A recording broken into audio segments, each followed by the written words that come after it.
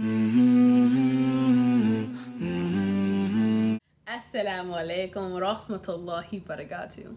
Peace and blessings upon all of you, and may Allah have mercy and bless all of you. So I just wanted to tell you what to expect for your first Jummah. So first, breakdown terms. Jummah is a Friday lecture, generally for Duhur, which is like the second prayer of the day, kind of like midday prayer. So it's every Friday. For males, they're required to go every Friday. It's about an hour at max. The Imam, which is kind of like a preacher, will lecture, which is like the kupa, talk about something, talk about a verse in the Quran, or an ayah in the Quran or something like that, or something that we, just to educate us, something about Islam. And then you do the Duhur prayer together, and then after that you leave. It's pretty simple. Again, our max. It's not really like, if you're raised Christian, it's not really like a church like setting, how you're there for like hours at a time. I was not raised Catholic, so I know Catholicism, like their services are a little bit different, but like I was non-denominational, so we were at church for like 2-3 hours, so like it's nothing like that. And when you first go to a mosque, I would advise that you bring socks, and also I would advise that you don't bring much. So like don't bring like if for females or for my sisters, don't bring like a huge purse with all your possessions in it, because honestly you're just gonna put your purse and your shoes on the shoe rack, so it makes no sense to do that.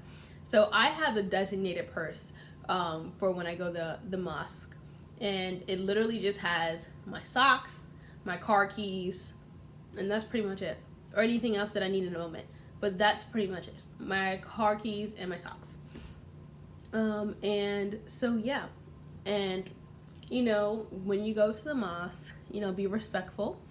Someone might salam you, so Assalamualaikum, and you'll say in response, wa alaikum assalam, when you go in there. So some mosques, all mosques have a division between women and men, but different mosques do it differently.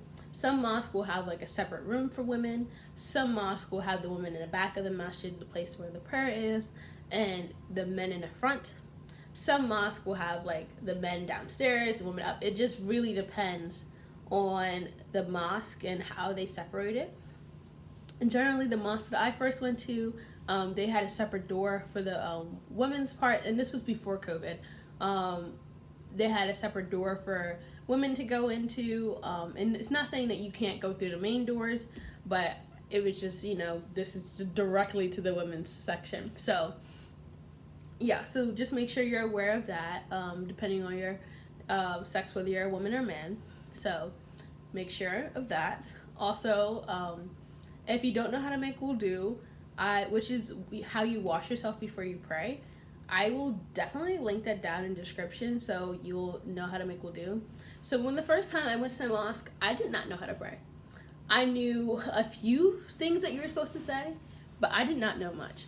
And it's okay, because it's more of like a silent thing. So to be honest with you, if you just want to go for the experience and you still don't know how to pray yet, but you really just want to go to the experience, you want to just like sit there and listen to the lecture, the khutbah, then honestly, because of COVID, it's going to be different. But for the first time that I went, we all lined up, and when you lined up, your feet are like this close. And I literally just looked off and copied what everyone else did. I went down when they went down. I went up when they went up. So, and even though I didn't know what to say, it still was an amazing experience, because I just was in the place of like the house of Allah. How amazing is that? So just to be in the house of Allah subhanahu wa ta'ala and just listening to the lecture really like touched me. So it's okay if you don't know how to pray. You can still go to the mosque and just look off other people and copy what you gotta do until you learn how to pray. And at the mosque, I'm sure there's a person there like that has some type of revert classes, or knows someone that does revert classes, revert convert classes. So you can definitely ask somebody. I know it takes a lot of courage, especially if you're not like an extrovert, to say, hey, do you know someone, da da da. but like I would look online. So like look at the mosque Facebook or Instagram group. You can DM them to see if they have like revert classes, to see who you need to talk. And so you can talk to the Imam. The Imam is the person, is kind of like the preacher, the person who's giving out the lecture, that's running the mosque pretty much.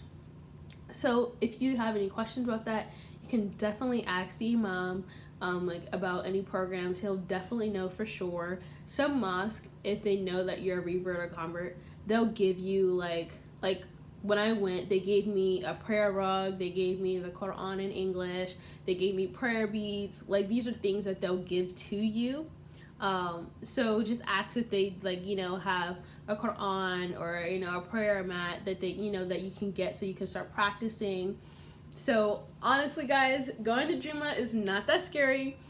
I know it's really intense and it's really scary for us reverts, especially for your first time, but I believe in you. You can do it. Just make sure that you bring socks. You don't talk during the lecture. You ask the Imam after your lecture for any questions or something like that. No, it's pretty much an hour long. Know the times.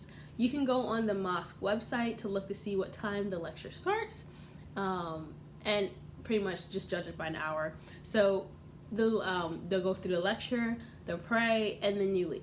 So it's as simple as that, guys. Don't worry. If you have any questions, please drop them in the description box. Assalamualaikum warathmatullahi wabarakatuhu. Jazakallah khairan for listening to this. Bye guys.